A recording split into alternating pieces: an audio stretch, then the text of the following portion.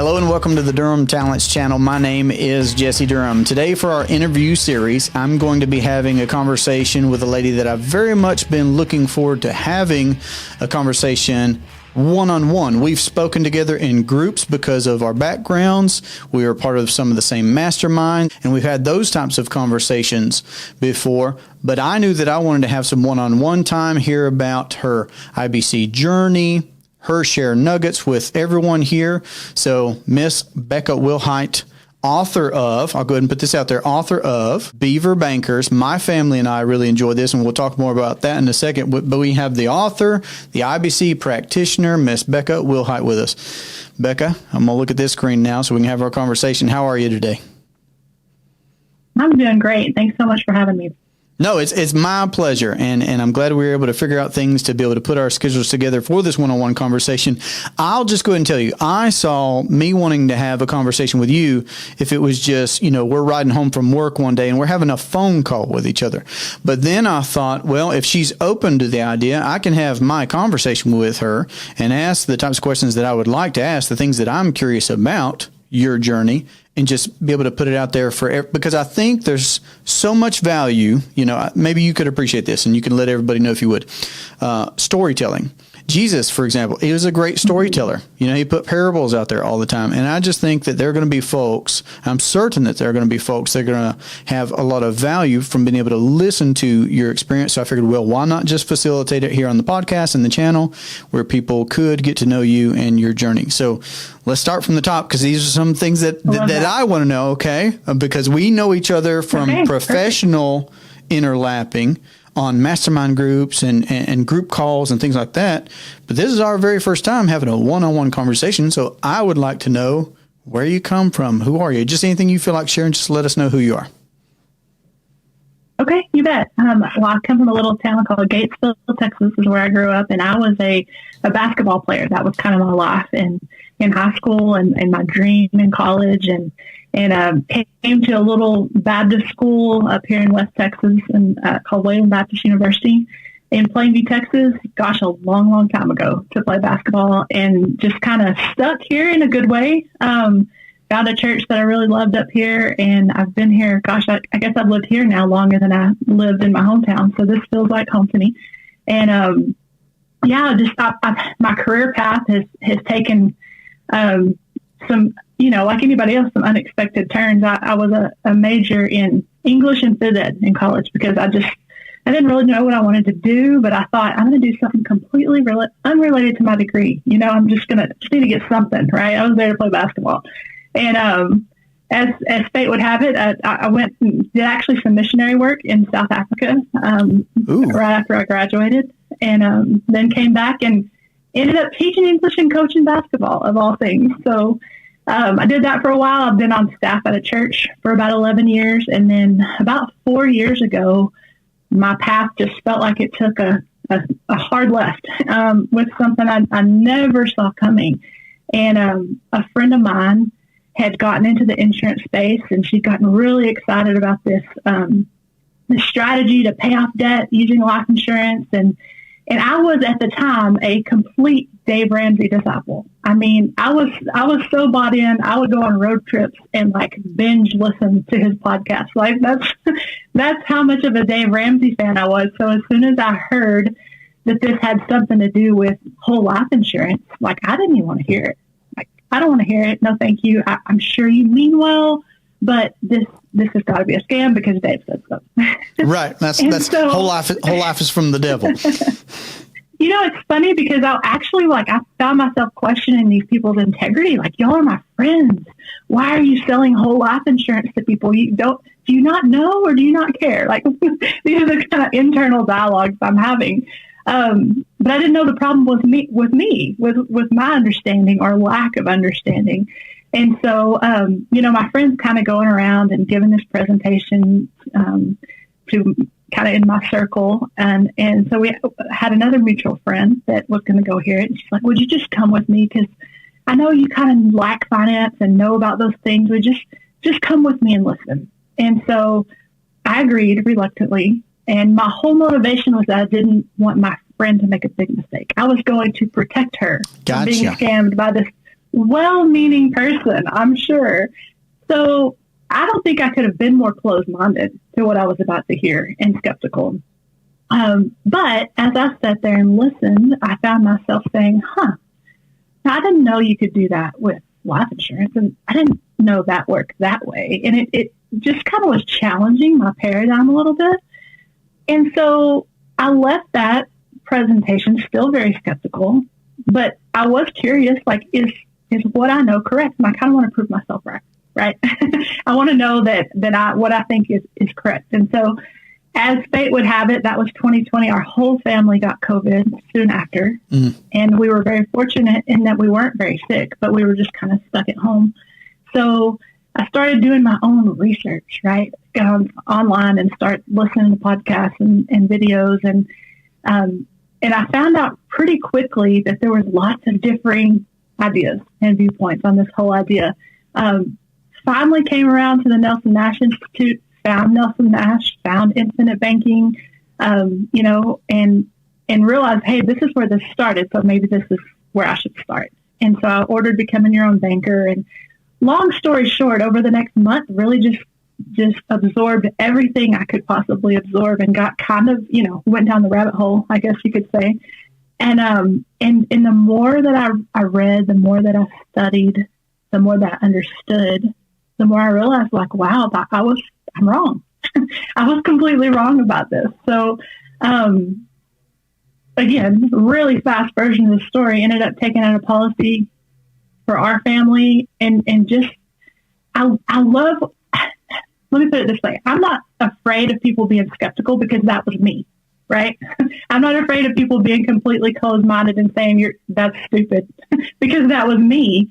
But I am confident that the more people learn the truth about how this can work for them, the more they'll see the opportunity that's there. And that doesn't mean you have to do it, but I think everybody deserves to know that infinite banking is a strategy that can really give them a leg up in their financial lives, and they deserve to at least know about it. So that's kind of the direction I try to go with people. Like, you don't have to do this, but you should at least educate yourself and know that it's a possibility, because it's not something you're going to learn in school. It's not something you're going to hear from your financial advisor. And not that they're not well-meaning. It's just a lot of people don't know. They don't know, right. Awesome. So were you still teaching then when it was that your friend reached out to you, hey, come to this, do me a favor, come with me to this presentation? No, actually, I taught for about 8 years, and then I had gotten married over that time, and I was pregnant with our first child. And so we kind of made the decision that I was going to stay home and care for our kids. And that was kind of a leap of faith, right? To go from a 2-income family to one. But it's just amazing how, I think God just continued to open doors that I never even considered to. I had a little side hustle eBay store for a while, flipping stuff from garage sales and, making money at nap time, that kind of thing. Sure. So I've done a lot of little things like that in the in-betweens, I guess, between the actual, careers that you actually get paid for and have a salary. Okay. So that's one thing that I missed then. All right. So you left the teaching job to be able to be with your family. So y'all have 2 children? Mm-hmm. We have 3, actually. We have 2 boys and a girl, and they range from 9 to 15. We're about to have a driver, taking driver's ed, so that's a little bit. Oh my goodness! A little scary, right? So we've got 3. We've got 2 boys and a girl as well. So I'm right in line with you right there. Our oldest will be 11 this year, so we're not too far away. And they are very animated about driving. When we hit our driveway, it's everybody saying, "Daddy, can I drive? Daddy, can I drive? Daddy, can I drive?" They all want to turn to drive once we're on our property. That's awesome. Yeah. So, all right. So, what you made me curious about. There you are raising your family then. You stepped out of the career. You're raising your family. What first attracted you to Dave Ramsey and his message? How did you even get started in that direction about learning about, personal finance in general? Yeah. That's a really good question. I think I'd always been interested in financial things. My grandfather gave all of me and all my cousins an incredible gift in that he had bought some shares of ExxonMobil, like when we were real young, all of us, and gave that to us when we were 18 for kind of a college fund, that kind of thing. And I was super fortunate that I had a basketball scholarship, so I didn't have to use that for college. And so it made me want to learn about, okay, so what do I do with this? How do I be responsible? And got super excited. I can remember telling my dad, man, Dad, if I just save X, Y, Z, then I'm going to be a millionaire by the time I'm 30 or whatever it was. I don't remember. And he looked at me and he said, well, it's harder than you think. And he's right. I mean, I started a Roth IRA when I first started teaching because I'm thinking I want to be responsible, right? I want to make the most of my income right now. And I went into to set that up, and they say, hey, yeah, this is going to average between 7 and 8% historically. And so I leave there and I tap into a compound interest calculator. Okay, if I do $200 a month and times 7.8 compound interest, and wow, I'm going to be rich. This is incredible. And like you probably know, and a lot of people find out, that's not how it works.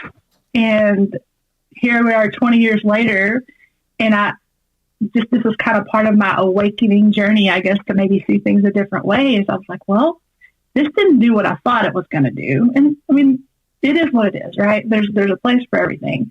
But I didn't understand that compound interest, that average rates of return weren't the same as actual rates of return.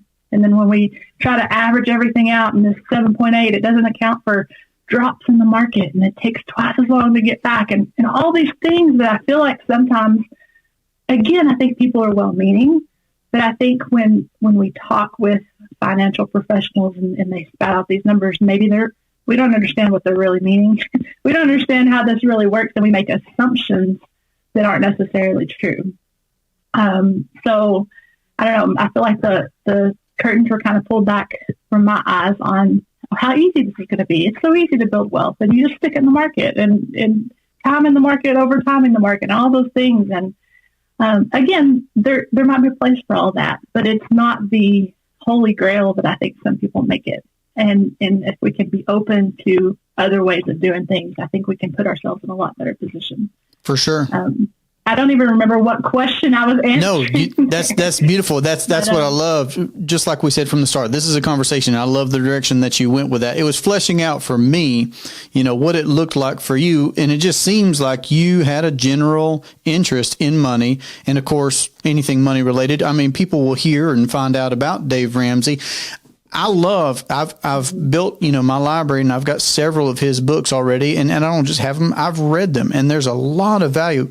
I mean, I've had a lot of takeaways from Dave Ramsey stuff. And at the same time, and in the same breath, I can say that one of my favorite series on our YouTube channel and podcast is the Myths, Mysteries, and Misconceptions series that I've put together, where I take, famous or infamous, myths, mysteries, or misconceptions around infinite banking and whole life insurance. So Dave is obviously a great source of material for me when it comes to those types of things.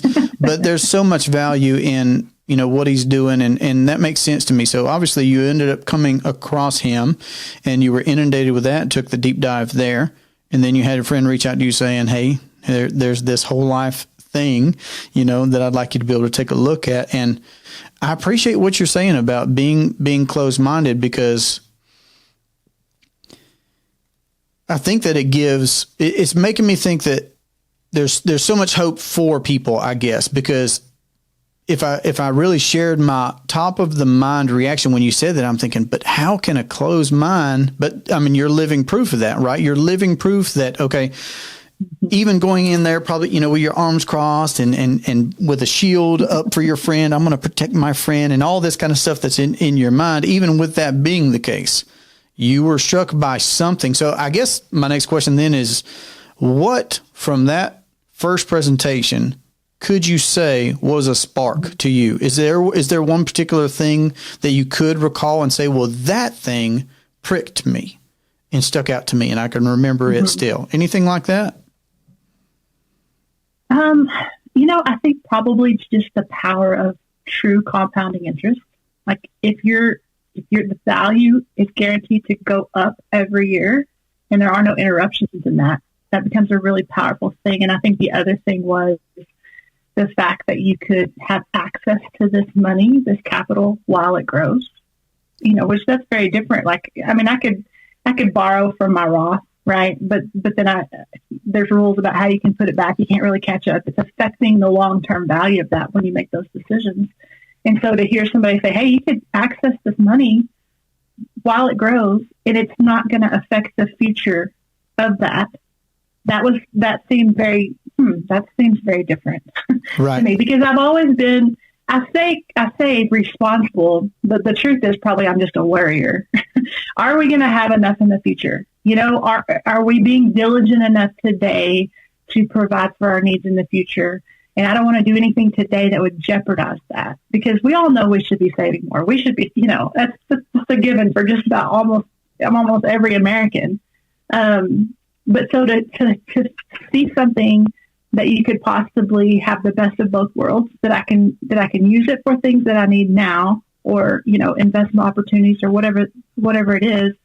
But that's still there in the future, as long as I pay that back and I'm responsible and I'm an honest maker. That was really freeing. And, if I could kind of just give an example of how that's freed us up personally, now that we're kind of on the other side of all that, we recently remodeled our kitchen. And I understand that some people completely use infinite banking just for investments and just for cash flowing opportunities. And that's great. I mean, that's the thing. It's infinite. You can use it for for whatever you want. But we also have used it to finance things that we were going to finance anyway. So we needed a kitchen overhaul. Like our cabinets were coming off at the hinges. We bought an older house, and just it was one of those things on the to-do list that we never had gotten to. So to be able to say, hey, we're going to go ahead and make this, really it is an investment in our property in some ways. We're going to go ahead and do this. We're going to borrow against our policy. We're going to use that money, remodel the kitchen, pay it back, and then it doesn't affect the future value. For me, that was so freeing. Like, I don't think I would have said yes to that otherwise. I'd be like, let's just, get new cabinet doors, whatever, paint them, it'll be fine. But because of that knowledge and how this works and that accessibility of capital, without putting a dent in our future, that just felt like, okay, yeah, this is a win-win. We can do this, and gosh, it's just added to the quality of our lives, and we just enjoyed that space so much more. It's increased the value of our home, and we'll pay it back as we can pay it back. And it's okay. There's no pressure. And we're not damaging our retirement years by enjoying things now. Right. I love it. And that's a really, really freeing reality, I guess. Beautiful. So the actual uninterrupted compounding, and then the access to liquid capital were things that stuck out to you from that first presentation, and now you've put that into play with something as normal. And I've got at least 2 clients right off the top of my head right now that's part of their plan is in this year, we've been having conversations about how they plan on using their policy for remodeling. For some of them, it's a kitchen. For some of them, it's other stuff. But it's just such a normal thing. But it still allows you to enjoy compound growth while doing that normal thing. And you're the banker in the relationship. So that's really neat. All right, so fill in some more gaps for me. So you saw the presentation. Things stuck out to you. You actually was receptive. I would love to know more about that part of your journey. Once you saw that presentation, you decided to pursue it further. Where did you go? And you specifically already mentioned the NNI, and I love that they're putting out more content now, even more than ever, especially with stuff that we've not seen from R. Nelson Nash himself. So again, for everybody, if you've not read the book, Becoming Your Own Banker, that is the place to start. But Nelson also started a think tank, and it's called the Nelson Nash Institute. And of course, we'll get to your connection with the Institute here in just a second. But I'd love to know, was there something from the Nelson Nash Institute, or was there something else that somebody in our space put out that helped you along your journey to get to where you said, you know what, I'm actually going to do this? Like, what were some things that still stick out to you now that you can recall that were helpful for you to decide to implement this into your lifestyle? Yeah, that's a really great question. I think for me, I wish I had it to hold up. I'll have to just kind of talk through it, but I think most people have probably seen some version of this. But when you have the line of zero, right, and we're all starting at zero, and the way that we've been taught to make major purchases is that you have two options. Mm-hmm. Either you take out a loan, you go below the line of zero, right, and pay that back with interest, or you save, and then once you've reached that amount that you need, you go buy the thing, whether it's a car or whatever it is, and you come back to the line of zero, right? And you feel really good because, hey, I've saved all this interest. I paid cash, right? But we typically do one of those two things over and over throughout a lifetime. And the problem is that both of those things are bringing us back to the same point, and that's zero. And so for me, when I saw that, it all just kind of clicked. I was like, okay, that makes so much sense, because I feel like we've been doing all the right things, right? We don't have credit cards. Our only debt's our house. We pay cash for everything. All those things. We're good savers. But I don't feel like we're really gaining any traction. We're just, on the hamster wheel kind of thing. And so when they said, hey, but what if you could save into this policy, and every time you needed to borrow against it, instead of coming back to zero, that compounding kept going, it was like, oh, that's brilliant. Why doesn't everybody do this? Exactly. And so it just kind of come circle. That was a real eye-opening moment for me, because it was just an option that I never knew existed. And I think that that's the same place that a lot of people are in. You either pay cash or you take out a loan. That's your only two options. And there actually is a blend of those two things that you can get the best of both worlds. So that was a big lot. I love that. You're making me remember back to what you were saying a minute ago too about your grandfather, because I feel like, at the individual one-on-one level, we do typically start from scratch, which means that we're constantly perpetuating that cycle of, no matter which scenario you choose, you end up at zero. Then you got to start all over again, just like you were saying. But and your grandpa was a great example where he did something that impacted 2 generations deep in that family tree. Even though it was a stock, it's like doing something to where the next generation doesn't even necessarily have to start from scratch. So I don't know. I guess I feel like giving credit now that I'm recalling that to your grandpa for doing something that impacted, and that's a good influence. And the same thing can happen here. Everything that you're just tell me. Oh, well, no, I just think this is really neat that he's passed away now. He was into his 90s, but he told my mom, like, he was really close to death. He said, you know what the thing I'm most proud of is in my whole life? You know what the thing I'm most proud of is that I was able to give that gift to the grandkids. That was like huge for him, and so now that we've learned about this option, my parents were trying to do the same thing for my kids. They were saving up. They had some money in a stock account to help them with college, and it wasn't going to pay for everything. College is crazy, right? But it was going to help. And so I started learning about this, and I was sharing with them, and we started talking through, what would be the pros and cons of moving this money into policies for the kids. And so we ended up doing that, and I just think it's incredible now that this is something that's impacting 4 generations. Like my parents have purchased that policy. We're actually the owners right now, but it's on the kids' lives, and that's actually going to benefit their children, my grandchildren. So my parents made a decision that's going to impact 4 generations, in a generation that they might or might not ever even meet. And I think that's so powerful. And the magnitude of that when it gets to that 4th generation is just something that I don't think you can find anywhere else. Yeah, and there's no telling what it'll look like by the time that it gets there, too. It won't. Yeah, so full credit to your grandpa for starting all of this. Obviously, that must have inspired your parents in some way to do something for your kids and then so on. But there's always a new level, which now you're applying infinite banking to what you're doing as a family over the generations, which is super cool. All right, great. So the concept of financing with either credit or cash, and you realizing that you didn't have to start from zero again, was a big thing for you. What were the last, big one or two questions before you actually decided to pay a premium, before you actually decided to write a check, to get one of these policies for yourself? Yeah. Gosh, that is a great question. What were my hang-ups? Is that kind of what you're asking? Sure. Yeah, that's a good way to put it.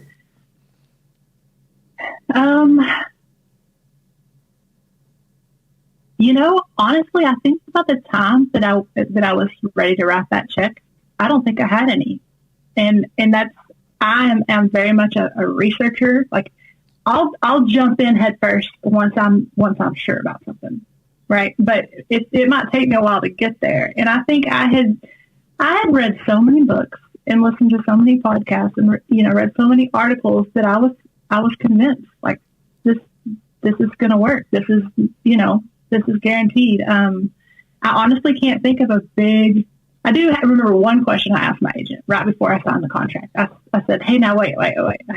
Can I put these paid up additions in anytime I want? And he was like, anytime you want. And I was like, okay, great. Where do I sign? That was like kind of my last little detail, just to make sure, because there is so much. There's so much to learn, and each company is a little bit different and has a little bit different rules and set up a little bit different way. But I really think, that's our job as agents, as advisors, to help people sort through those things and not to get analysis or paralysis by analysis. Sure. But I think once you grab a hold of the concept and what's possible and you see what this can do, then the really only logical thing to do is jump in and give it a try. So awesome. So a big reminder of the flexibility right there at the end. I was like, oh yeah, you have the flexibility. Yeah. I love it. Okay. That's a good thing. All right. So you got the policy. Yeah. What did the first year of having that and implementing IBC look like for you? Well, so, of course my husband was on board. And we had, since I had been a teacher in the past, we had tried to take in some old retirement funds that I wasn't planning on going back in the teaching world, and tried to incorporate that into our system. Really, we didn't do much with it for a couple of years. We were just capitalizing and just knowing that, hey, that's there if we need it. I think maybe the mistakes some people fall in is this trap of thinking, oh, I've got to get this money moving so fast. And then that causes you to maybe do things you wouldn't have done otherwise. It can.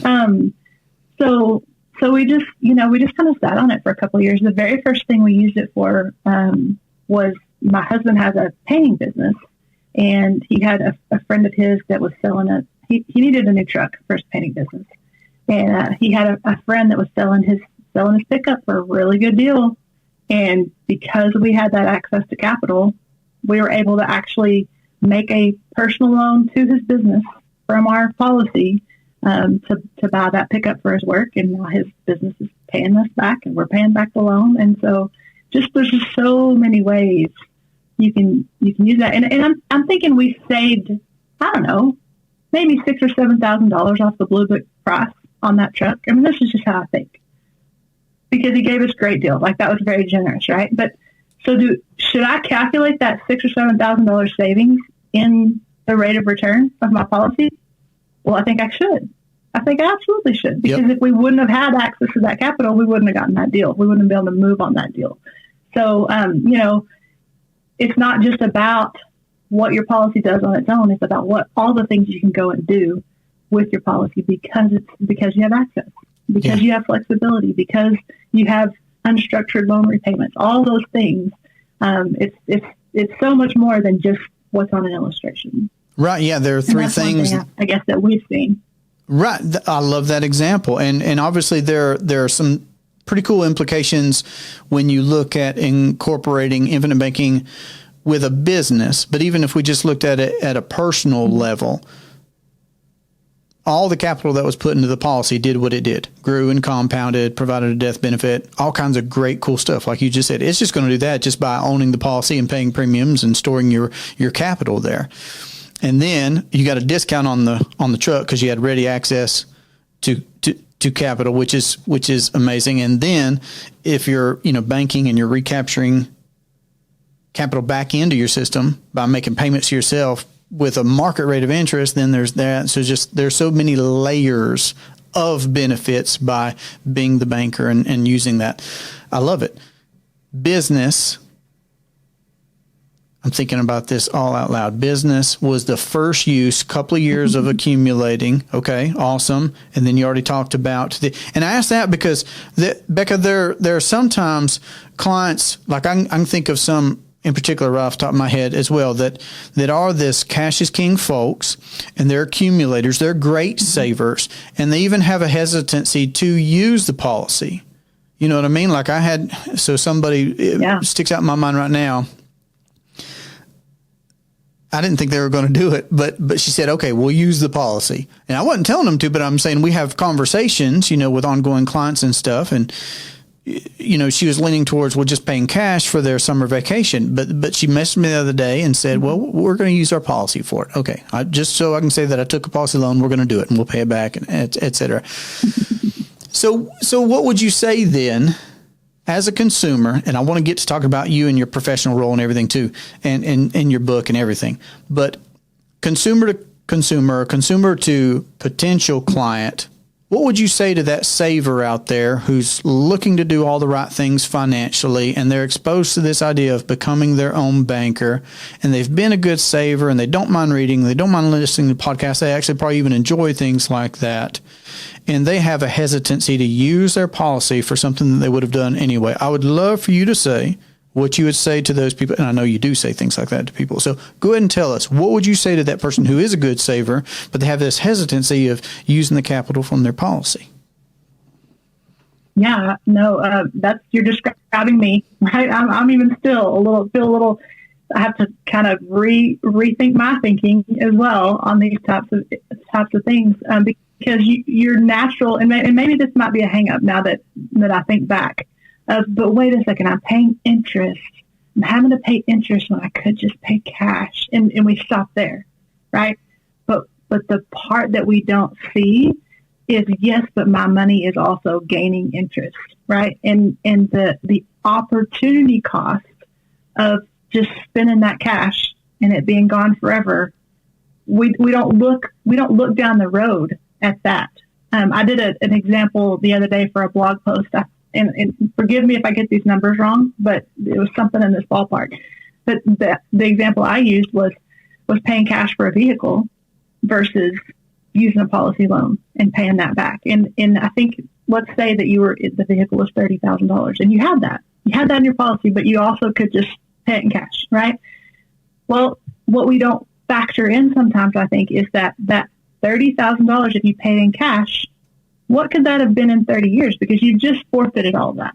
You forfeited all of that growth. And I think I did a 3% interest rate. And it came to, I want to say, $170,000, something like that. And let's say I was going to pay that back over 5 or 6 years. I was going to pay $5,000 or $6,000 in interest. So which would I rather have? Would I rather pay $5,000 or $6,000 in interest and have that grow to 170 potentially, right? There are no guarantees, I guess, so the future is unknown. Or, I mean, that's the trade-off, I guess. And we don't think about that long-term trade-off as a saver. That's what I have to continually remind myself of, that, wow, the opportunity cost, if I'll just put this into my policies first and then go use it from there, it feels right now like that's weird, like I'm paying interest when I could have just not had to pay any interest. But you have to look long-term. You have to think about the end result of what that's going to grow into in the future. And it's not just for the term of the loan. It's not just, well, what would that grow to in 5 years while I pay interest and pay it off? Well, it's not that. It's growing forever. It's growing for the rest of your life. And then if that, passes on to your children, that's going to be compounded even further. So that might be a muddy water example, but I think the whole idea of opportunity cost. If you pay cash, it's gone forever.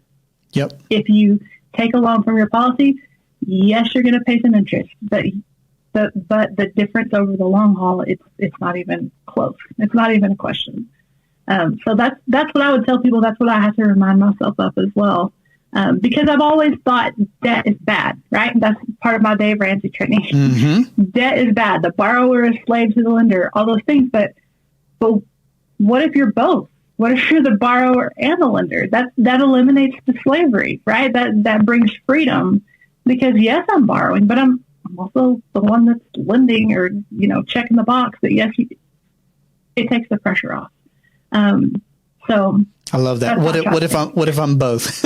I love that. Well, I'll tell you what, your answer is making me think of two principles right from the Becoming Your Own Banker book. You're saying everything about think long range. Where if we think too short term, is not going to make as much of an impact as it really will, because we're going to be here for our whole lives. So why not think in that context of our whole lives? So thinking long range, number one, right. And then use it or lose it. Both those principles come right from Nash. Yeah. You either use it or you lose it. There's either interest that you're going to pay or that you could have earned. Always. So I love your answer. Opportunity cost. All right. So for all of our savers out there, yep. Consider the opportunity cost. Okay, awesome. So you're trucking right along. You're using your policy, getting a truck, remodeling your kitchen, but at some point you consider stepping into the professional world, and then you do step into the professional world, became an authorized practitioner. Walk us through that segment of your journey, if you would, please. Oh, goodness. Yeah. Well, I was a worship leader in a church. I was on staff, and I thought I would do that for the rest of my life. And it's just, as I was learning about this, and as I was reading, and as I was experiencing and taking out a policy and having some experience with this whole thing, at the same time, there's just a lot of change personally in our lives. And that job ended, and I was needing to do something else. And it was like this whole, it was kind of a beautiful overlapping. It wasn't like this abrupt change. It was like, as this is kind of changing, and this is kind of coming in, and I just really felt like my assignment was changing from what I had been doing, to really feel like this is a calling to teach people about this concept. So I went back to the friend who did the first presentation, and I said, because they're recruiting for their agency and all that all the time, and we sat down and had coffee, and I said, hey, this is what I want to do. I want to be an expert in IBC. Can I do that with you guys? And she said, yeah, come on. So I joined up with them, and it was a good experience to kind of learn the basics of the business, learn how insurance worked, get hung up on a bunch trying to cold call people. And I was not doing IBC at the first. I was just learning the ropes, right? And having to get a little bit thicker skin at the same time. But I realized after a year or two that, like, okay, I've kind of got the basics of this, but I still had a lot of questions that IBC was just not a focus of this company, right? So I had questions that I didn't have answers to. And sure. So I reached out to Bruce Wayner at the Money Advantage. He was very gracious to help me along. We're part of the same kind of mastermind group that he leads, and he's very gracious with his time and with his knowledge, and really helped kind of train me along the way, and encouraged me to go through the practitioner program at the Nelson Nash Institute. So I said, okay, if that's what I need to do, that's what I'll do. And it's just been kind of a wild ride ever since then. I just feel like there's always something new to learn. There's always something new to grow in.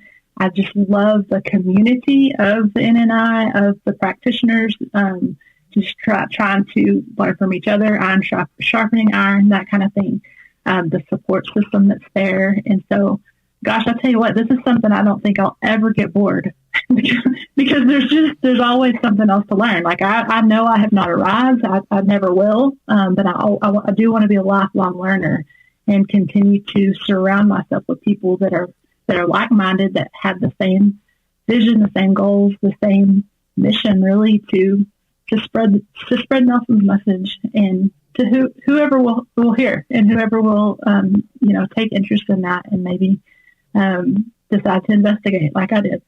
who knows? Absolutely. Well, I really enjoyed the Money Advantage podcast. I've listened to Rachel and Bruce for years. I mean, they're in that echelon of folks that I would say are the teachers of the teachers. So it doesn't surprise me, of course, that he was encouraging to you and pointing you towards the NNI. And so you had met him through the mastermind, or your agent friend knew Bruce, or how did you specifically get connected with Bruce? It's kind of a funny story. I think I had sent my email in for some free video that they were offering on their website, and then you get in the drip campaign. Gotcha. And I was getting emails about, hey, call us, schedule a call, and so I just replied to one of them and I said, hey, I'm an agent. I already have a policy. I'm not looking for another one, but if you guys have any kind of like agent training or mentorship opportunities, I would be absolutely interested in that. And to my surprise, Rachel wrote me back and she said, well, we really don't have anything like that, but you can get on Bruce's calendar and see if y'all could talk about mentorship. And I was like, what? How cool. My gosh, it was like, at the time, kind of starstruck because I just listening to these guys, like you were saying, I've been listening to them for years and just really had a lot of respect for both of them and what they had to say and the way they were teaching. I come from a teaching background, so I was very attracted to just, hey, here's just the education. There's not a bunch of hype or sensationalism. This is just how it works, right? And so just really felt very, very fortunate. And then, from there, we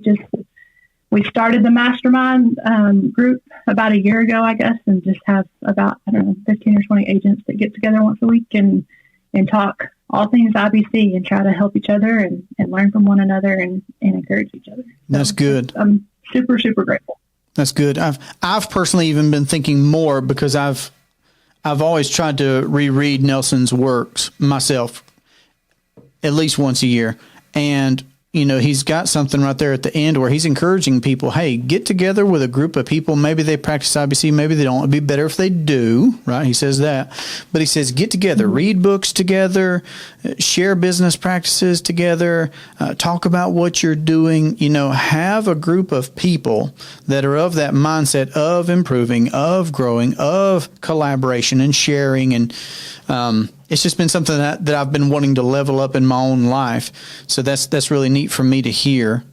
And I love the mastermind. I've been able to listen in now for 3 weeks. And that's how you and I got to talk to each other for the first time again through Bruce. And that's just so cool. Yeah, very gracious with time, very gracious with, that invitation. I'm really appreciative. So catch us up then, I guess, Becca, to you going through the practitioner program, you deciding to, I don't know what happens to somebody to where they actually say, yeah, I'm going to put pen to paper and I'm going to put a book out there, the way that I want to encourage people towards this idea of financial independence. What happened there? How did you get to a book?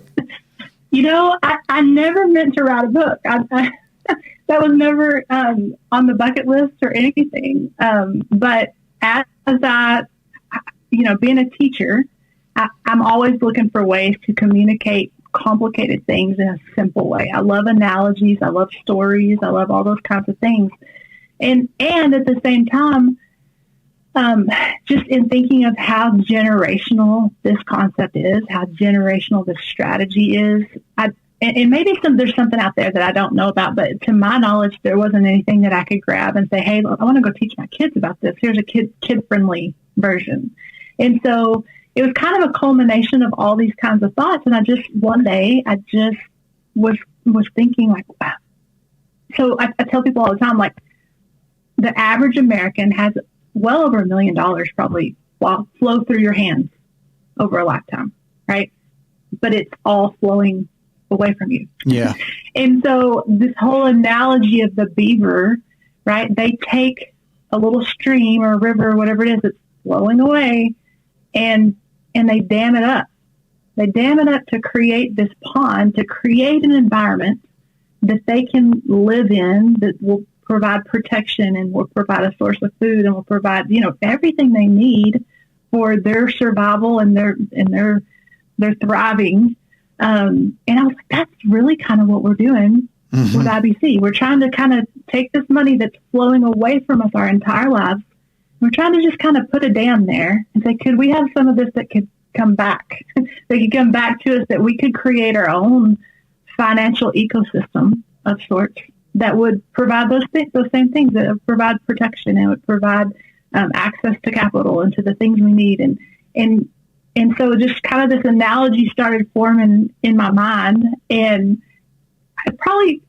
I'm having ideas like this all the time. So I probably had it in my head for 2 or 3 months. And then one day I just decided I'm going to sit down and put that to a little story. Just didn't think anything of it. It was a Sunday afternoon. I'm just going to see if I can write this little story, not thinking much of it. And so the next day I sent it to Bruce. I was like, hey, I came up with this little analogy. What do you think? And he really encouraged me. He said, you should publish this. This is great. It's just one of those things where one thing led to another. I started learning about how to put a book together and illustrators and publishing on Amazon and all these things. It was really fun to learn a new skill.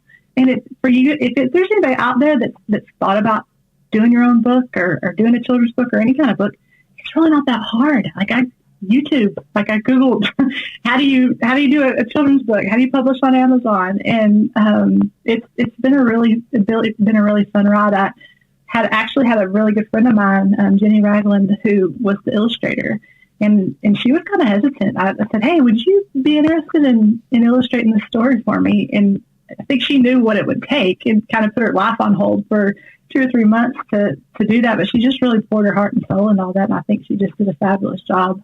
Because I wanted it to be something beautiful as well, that parents could enjoy, that kids could learn from. And so that's kind of how that came about. It's just, well, what's the next step? I guess I'll go do the next step. And right.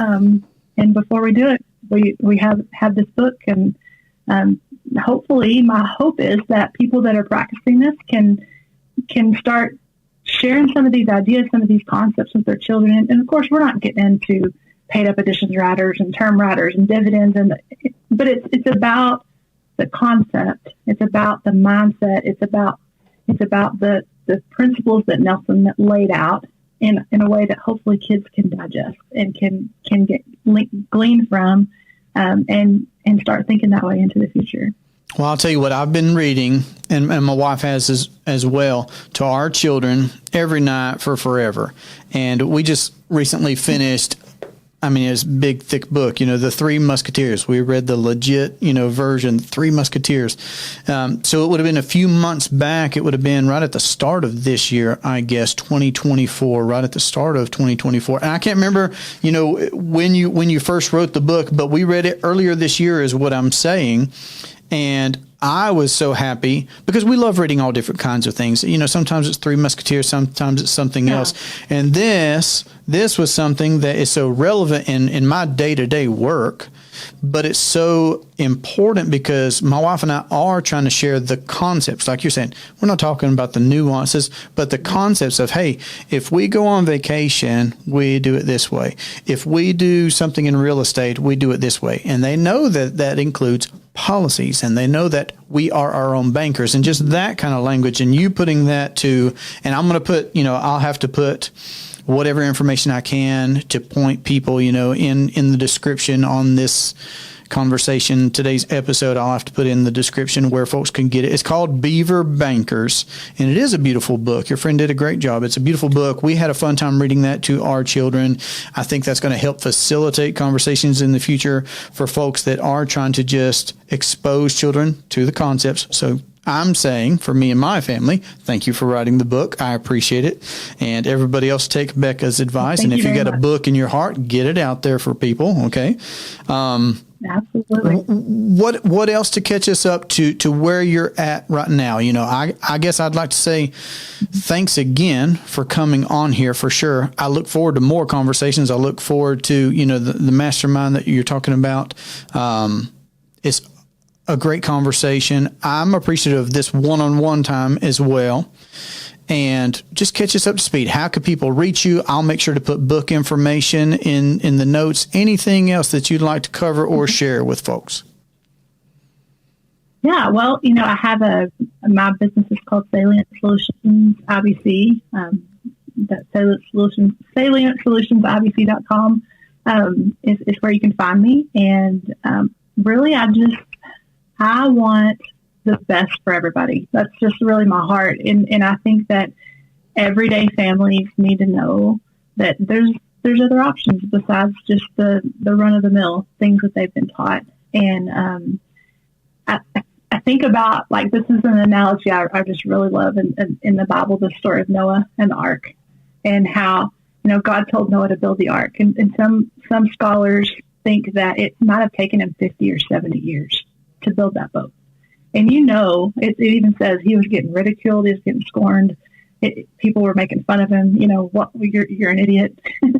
But once it started raining, that became a lifeboat for his family, right? And for future generations as well. And I think that such a beautiful picture of what we're trying to do here is that we're trying to build something that when storms come could serve as a lifeboat for our family. And we don't know what those storms are going to look like. We know they're coming, right?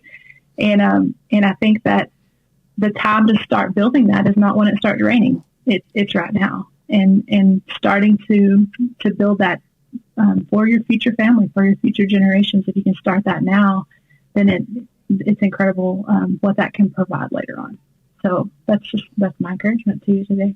Listen, anytime that we can incorporate scripture and have that type of analogy, I'm the same way. I'm like you. I like the stories. I like the analogies. And anytime we can tie that to scripture, it's always a special connection for me. So I'll make sure to put your website in the notes as well, the book information as well. And now that we've had our first one-on-one conversation, Becca, hopefully that just means open invitation in the future. We can have some more conversations. Love to have you back on the podcast. Us do some, specific things. If there's anything you'd ever like to cover in the future, I'd be interested to know what that might be.